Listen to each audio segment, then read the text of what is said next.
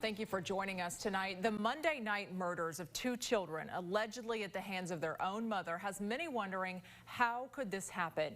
Georgia MacArthur took a deeper look into mental health and circumstances surrounding the incident. Georgia.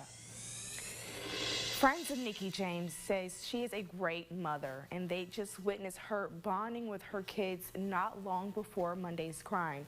After hearing details of what happened, it's left the community wondering what went wrong. Yeah, I think just tragedies like that are incredibly unfathomable for us, and I think that there's no right or wrong answer to that as to what would make someone snap. It is the most unthinkable of crimes, a parent killing their own child. Monday night, police say 43-year-old Nikki James, mother of 13-year-old Dion Williams and 5-year-old Skylar Williams, stabbed her two children to death. Jermaine, a close friend to James, says she may have been in the midst of a mental health crisis. People that got issues going on or crazy thoughts in their head, and you know what I'm saying, they ain't really got nobody to talk to or the money to afford to talk to if they, you know what I'm saying, had these problems or don't know who to go talk to. The horror of it all has left Jermaine crushed by grief and a community in shock. Neighbors say there were no warning signs. What brought this on? They wonder, how could this happen?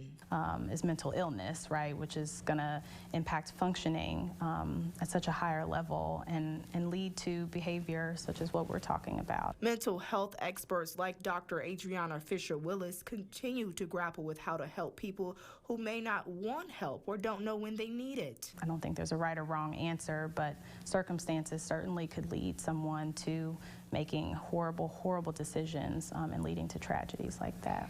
Jermaine says Nikki James was facing eviction from her property, and he says her life circumstances may have put her over the edge. Some people ain't got that tough skin. Everybody can't go through facing an eviction, being homeless with kids. Dr. Fisher-Willis says someone hiding emotions or letting their pride get in the way can be dangerous. I think there are a lot of people who would be deemed resilient and courageous and strong. However, that can be a harmful notion as well when we talk about what it means to be vulnerable, to sit in that vulnerability, and to cope with what's happening. If you or someone you know may be experiencing depression or mental health issues, Dr.